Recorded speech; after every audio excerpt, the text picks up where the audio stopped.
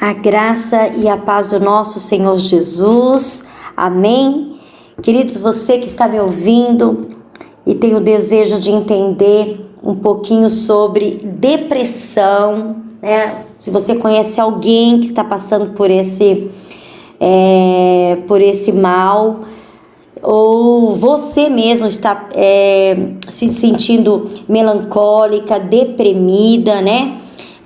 Nós sabemos que as coisas externas, nós temos vários motivos, né, para nos entristecermos diante de tantas preocupações, problemas que enfrentamos, ou até mesmo você não encontra ainda um motivo legítimo que está te levando a um quadro depressivo, que está te levando a um quadro melancólico. Simplesmente você está sentindo uma certa opressão, né? Uma angústia muito forte ali no meio do seu peito, e você gostaria de estar entendendo, né, acerca desse assunto. Eu gostaria muito de chamar a sua atenção para ouvir esse áudio até o final, porque eu creio que pode ser muito útil a você, tá bom? Se você não é uma pessoa religiosa, também tem a parte científica, né, que vai poder responder alguns assuntos aí nessa questão. E se você quer também entender no aspecto espiritual, também vai ter essa vertente aqui nesse áudio, e você pode ser muito abençoado ou abençoada, tá bom? Então, o que é depressão? Há quem diga que a depressão é o cárcere da alma, não é? É como se você estivesse vestido um paletó de madeira, tivesse enterrado mesmo num caixão, né? Apreensivo ali, engessado, né? E ainda mais, é um sentimento parecido como engolir o próprio funeral pelo menos 2 vezes ao dia, né? É um sentimento depressivo, é um sentimento que oprime, que engessa a pessoa. Psiquiatra, né? Falando com o psiquiatra, né? Eu tive contato com esse profissional. Primeiro, o que é o psiquiatra? O psiquiatra é o médico que trata todas as questões da ordem da mente, trata também das emoções, do comportamento humano, né? Esse profissional, ele assiste pessoas com dependência química, quadro de depressões, pessoas no quadro de ansiedade. Enfim, ele é um profissional graduado em medicina e com residência em psiquiatria, né? Psique, a mente da pessoa. Então, quando eu falei com um desses profissionais, né, que se tornou um grande amigo meu, graças a Deus, né, sobre depressão, o que significa, né, e o que leva a pessoa a ficar nesse estado, ele me falou primeiro o que significa, o que é depressão. Depressão, amados, é uma luta interna e expressa um conjunto de sintomas e comportamento, como, por exemplo, uma tristeza agônica, um humor deprimido, uma perda de interesse no mundo, perda de prazer, cansaço marcante, né?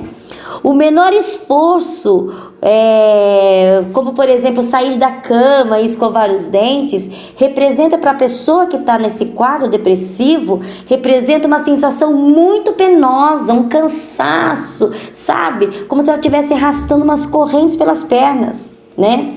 E esse cansaço é um cansaço diário e muito marcante, né? A pessoa, ela começa a se ver, ela sempre está nesse cansaço, né? Diário, marcante. E qualquer que seja o esforço, é um desgaste muito grande. E ela também, ela vai ver que a concentração dela o foco dela está reduzido. A atenção dela é desligada muito repetida vezes, né? Ela tem uma atenção comprometida. A atenção dela é desligada com o abrir e fechar dos olhos. Ela tá ali tentando, por exemplo, lavar uma louça, né? Ou lavar um carro. De repente ela desliga, ela tá ali com a mangueira ali passando, ela voa, né? Ela sai daquele foco onde ela estava com o propósito de lavar o carro, lavar a louça. Ela se desliga, não é? E também é interessante lembrar que a visão de futuro dessa pessoa é uma visão desolada. A pessoa no quadro depressivo, ela não tem mais uma expectativa, ela não tem esperança.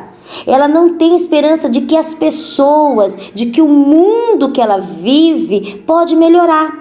Ela é frustrada com situações, com ela mesma, né? E esse sintoma, ela é crônica, né? E se não cuidar, pode levar até mesmo a pessoa à morte. Ela pode ser levada ao suicídio. Olha como é sério, né? Esse tratamento da mente, né?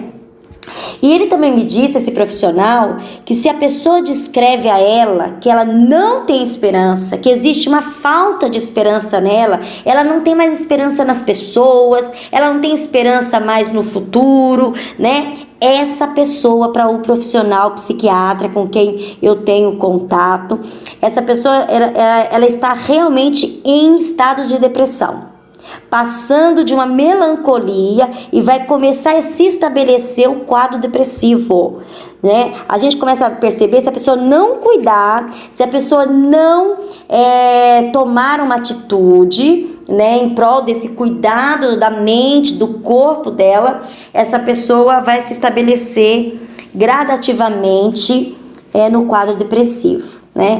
É como se tivesse perdido algo concreto da vida, né?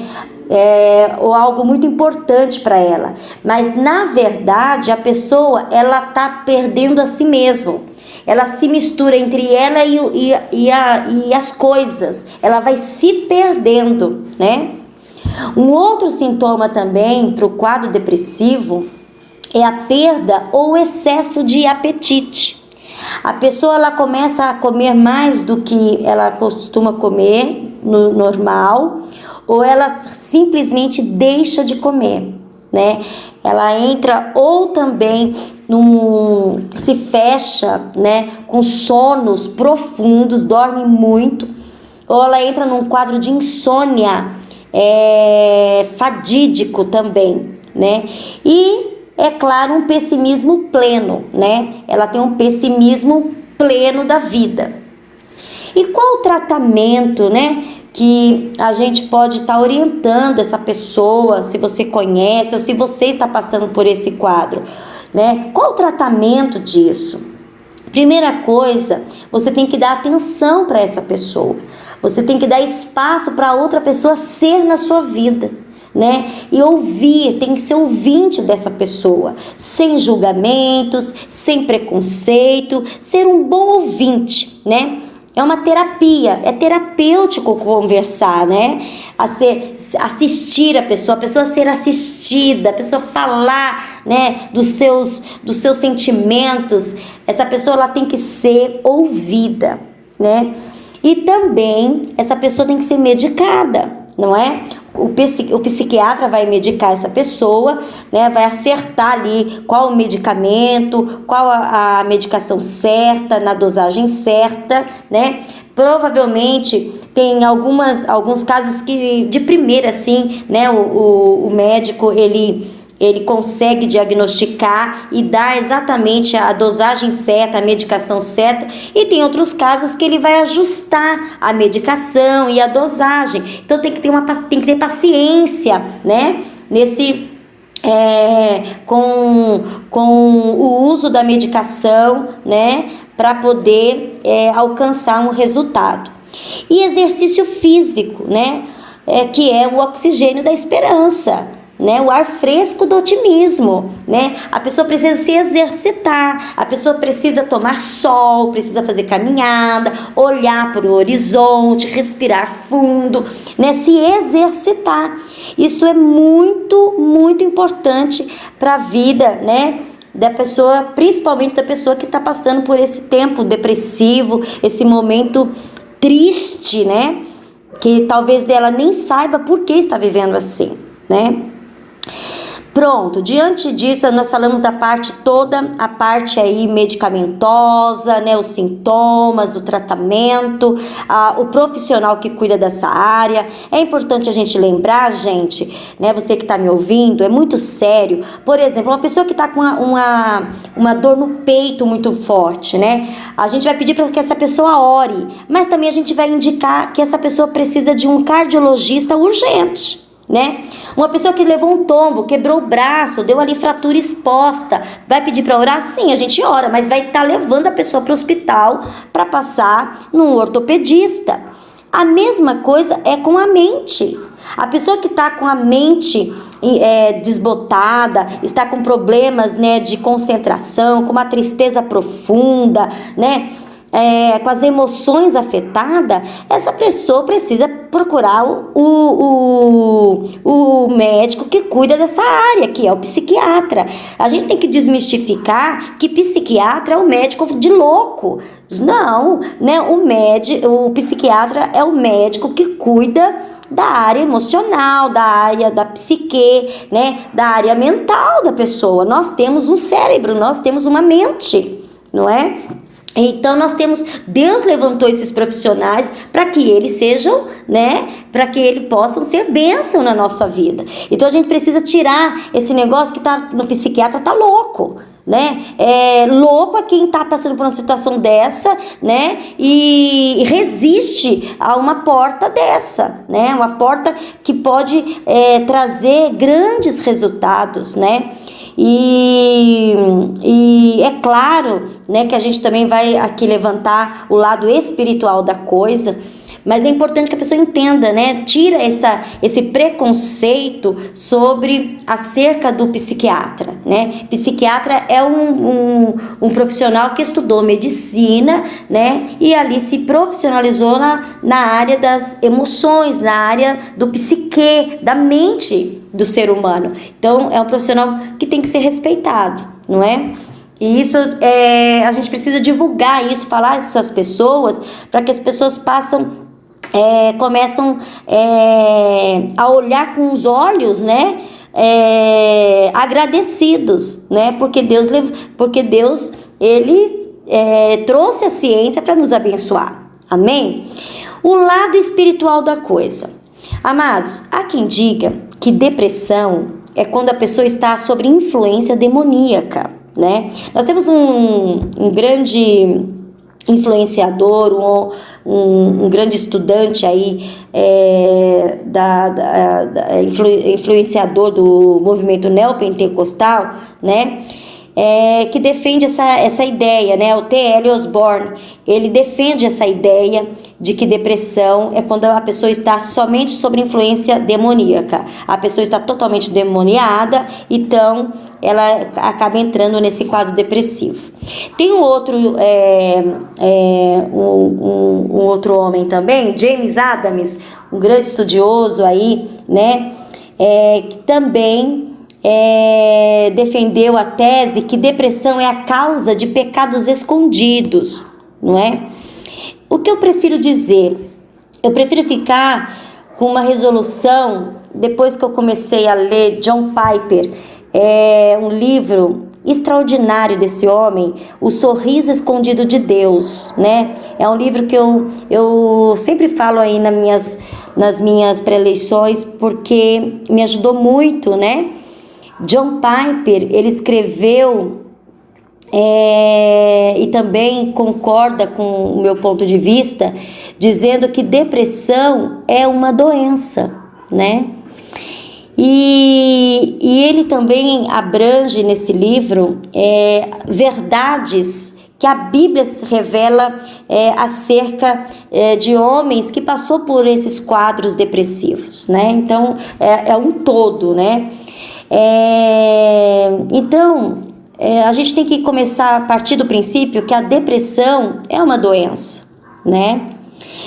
E aí a gente vê Davi, né? É verdade que Davi foi um homem segundo o coração de Deus. Ele vivenciou momentos fortíssimos de depressão, né? Logo no início do ministério de Davi, a gente começa a ler, a gente vê que houve campanha, né, do rei Saul contra a vida de Davi, né?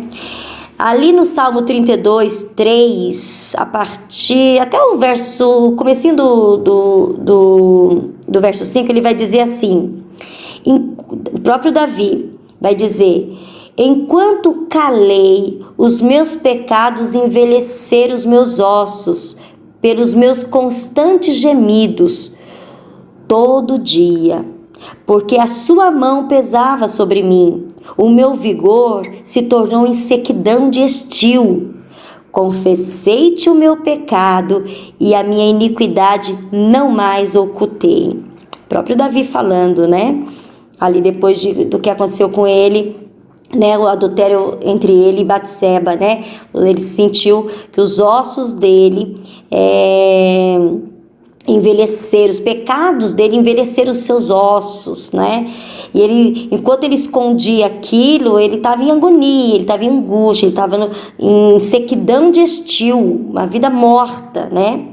Provérbios 28, 13 vai dizer o quê? O que encobre as suas transgressões jamais prosperará, mas os que a confessam e deixam alcançará misericórdia.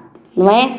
Tiago também vai dizer pra gente, lá no Tiago capítulo 5, verso 16, vai dizer: confessai os vossos pecados uns para os outros e orai uns pelos outros para serdes curados. Olha que lindo isso. Então, esse gemido de alma, essa angústia, né? Às vezes, muitas das vezes provocada pelo pecado escondido, né? Porque a gente está resistindo a confessar, abrir o coração. Confessar, a gente é terapêutico, né? Vai aliviar a alma, vai trazer refresco, vai trazer alegria, vai renovar, né? Vai trazer aí um renovo, né? Aqueles que confessam o pecado e alcança a misericórdia. É uma verdade, né? É uma promessa, né? Você vê que é uma atitude seguida de uma promessa de Deus. Aquele que confessa e alcança a misericórdia, não é? E o Senhor não resiste a um coração quebrantado, né? Então o Senhor, Ele está acima de toda a ciência, o Senhor está acima de tudo, Ele é soberano, não é? E Ele também é misericordioso, né? Tanto que levantou profissionais para nos acudir, né? Para nos ajudar. Mas olha para você ver, Deus já fez isso, já desde sempre o Senhor já olhou para nossa alma, já entendeu os nossos gemidos, não é?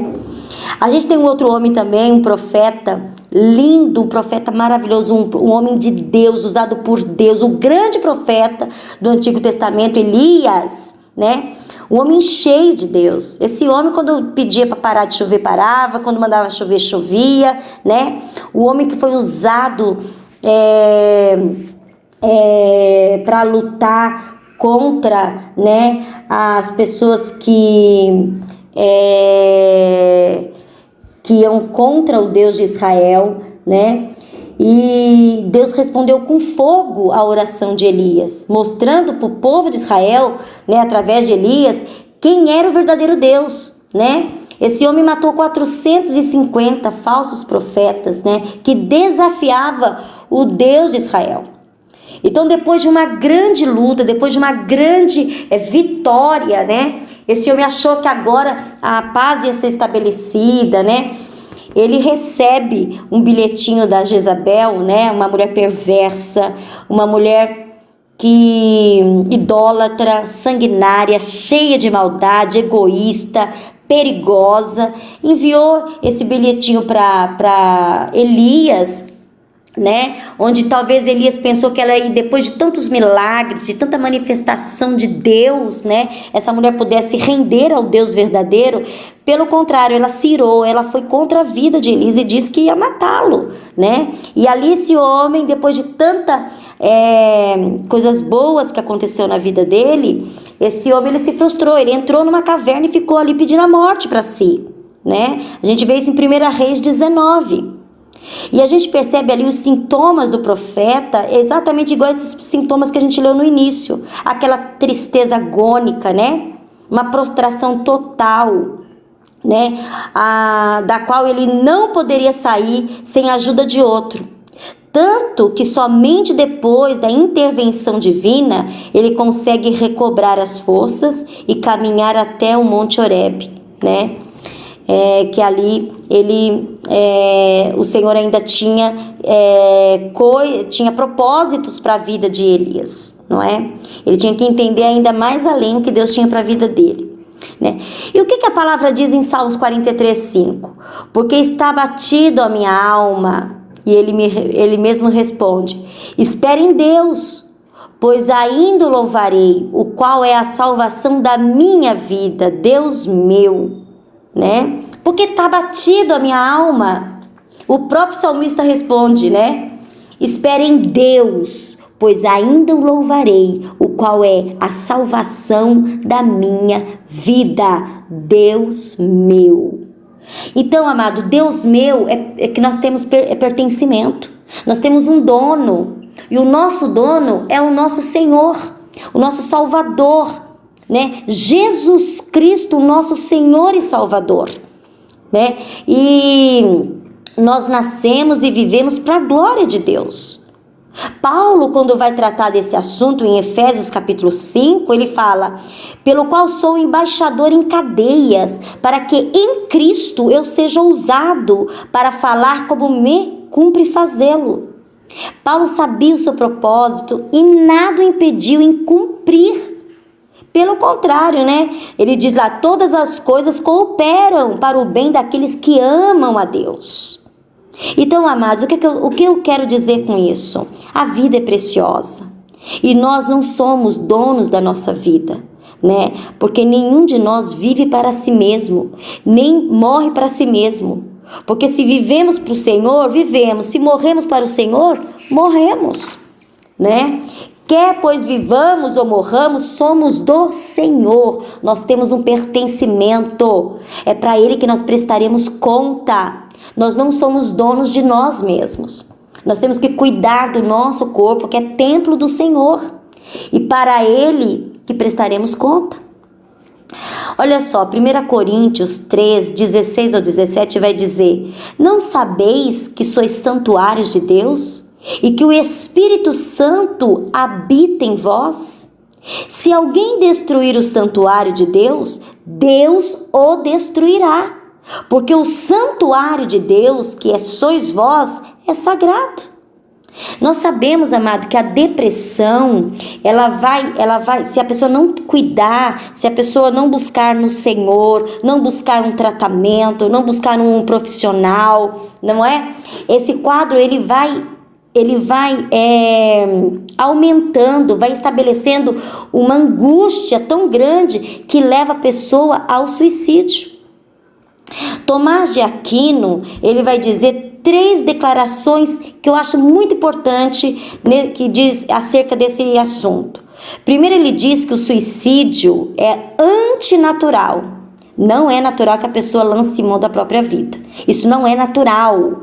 Pode ver que um bebê, quando nasce, chora querendo o quê? Querendo cuidado, querendo mamar, chora para sua autopreservação, não é? A autopreservação é um dom que Deus nos deu. É instinto natural. E o suicídio, ele atenta contra isso.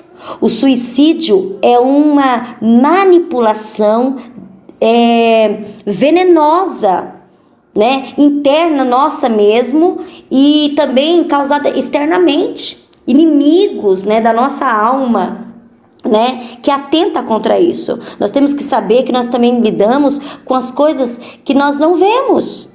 né? O segundo ponto, a segunda declaração de Aquino, ele vai dizer que o suicídio é uma ofensa à família, à sociedade, né? A parentes, amigos, não é?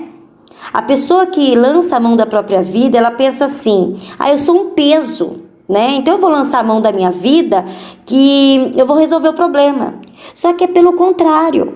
Isso daí é efeito rebote. Ela vai causar um efeito ainda maior, uma dor ainda maior nas pessoas que convivem com ela. Tem casos, amados, que a pessoa, mães, parentes, amigos, que nunca mais sorriu novamente. Não teve alegria de novo plena, né? Por ter vivenciado um parente, um filho, um amigo que lançou mão da própria vida, não é? Então a pessoa que pensa no suicídio, você vê que é uma coisa egoísta. Ela está pensando em acabar com o próprio sofrimento, pensando que vai acabar com o seu próprio sofrimento. Mas não é assim, não é? O túmulo, ele não é o final, não é? Terceiro ponto que Tomás de Aquino fala, que o suicídio, ele é injustificável. Por quê? Porque é uma usurpação contra Deus, né? Porque é Deus quem dá a vida e é Deus quem toma a vida. Só Deus tem poder e autoridade para tirar a vida. Lucas 12:15, eu penso muito nessa passagem, né? Que a gente tem que começar a ver Deus como um juiz também, né? Ele fala assim: contudo deveis temer a Deus, aquele que tem poder para lançar no inferno. Deus tem poder de lançar o homem ao inferno, não é? Isso significa o quê? Que o túmulo não é o final, né? A corda não é final. Os remédios, né, manipulados para a própria morte, ali não vai ser o final, né? Nós temos uma eternidade para viver. Para alguns, queridos, fogo inextinguível, né? Uma eternidade que é eternamente labareda de fogo, um fogo que não se apaga, onde o verme não morre, onde haverá ranger de dentes, gritos agônicos, dor agônicas. A pessoa vai ter ciência de tudo que viveu.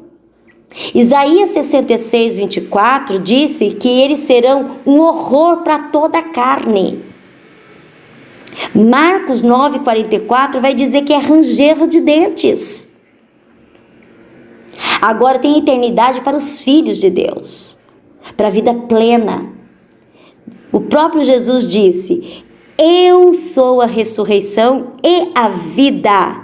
Quem crê em mim, ainda que morra, viverá. E todo o que vive e crê em mim não morrerá eternamente. Olha que bênção, nós temos um Senhor que atravessa conosco nessa vida, nos nossos momentos difíceis, nas circunstâncias adversas, segurando na nossa mão. Se nós crermos em Deus, é melhor passar com Ele, amado, nos momentos mais sombrios da nossa alma. Lá na frente nós vamos entender, como o salmista falou, né? Ele falou e ele mesmo respondeu, né? Como geme a minha alma, não é? Então a gente percebe que Ele sabe qual é o Senhor da sua salvação. Então nós precisamos prestar atenção na palavra de Deus, né? A gente tem que prestar atenção que existiu homens importantes na Bíblia, né? Na história da igreja, que vivenciou momentos terríveis, mas não lançou mão da sua vida, não ouviu, né, a voz contrária à palavra de Deus. Porque está abatido a minha alma, e espere em Deus, pois ainda o louvarei, o qual é a salvação da minha vida. Deus meu, querido, você tem pertencimento, você tem um Senhor cujo é o Criador de todas as coisas. Todas as coisas cooperam para o bem daqueles que o amam. Creia no Senhor que Ele vai ajudar você a passar por essa situação.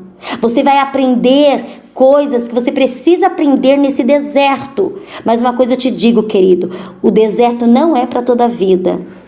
O deserto, ele é didático, você vai aprender e você vai sair de cabeça erguida em vitória, porque a sua história vai trazer luz para a vida de outras vidas, para outras pessoas que estão passando pela mesma situação que você está passando.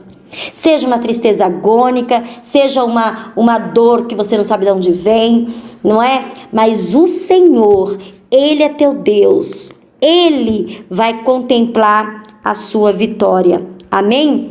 Que Deus possa trazer para você esse renovo, que você possa entender que você tem um pertencimento, você não é dono da sua própria vida, tá bom? O seu corpo é templo do Espírito Santo, ele é sagrado. Ele é sagrado. Se você destruir o seu corpo, Deus o destruirá. Essa é uma verdade, não é? É uma verdade da palavra do Senhor, não é? Então, se tem pecados escondidos, confesse. Se tem que pedir perdão, peça. Sabe? Tenha paz com Deus e com os homens. Tenha paz. Leve a paz. Seja livre. Liberte-se. Não é? E se você não sabe de onde vem tamanha dor, tamanha tristeza, né? Ou você é um acúmulo de muitas coisas que estão dando errado, muitas frustrações, procure um terapeuta, ele tem um remédio que vai, certamente, um psiquiatra, ele vai ter um remédio para o seu corpo, para o tamanho do seu problema, a dosagem certa, vai fazer exercício, vai respirar, vai olhar para o sol, vai oxigenar com o frescor da manhã, não é? O Senhor, Ele fez esse universo para nós desfrutarmos e nós temos que comer o melhor dessa terra, queridos. Amém? O melhor dessa terra não é uma casa, não é um carro, o melhor dessa terra é você ter paz com os homens e com Deus. Esse é o melhor da terra.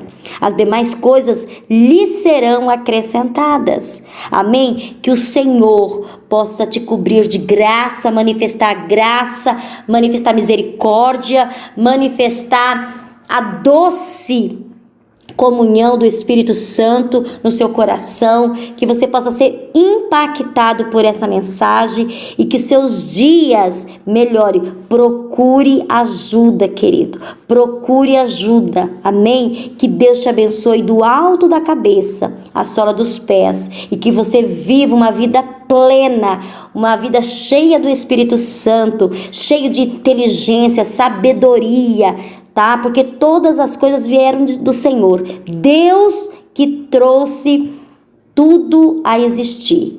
A vida é preciosa, você é precioso, tá bom? E que o Senhor te abençoe, tá bom?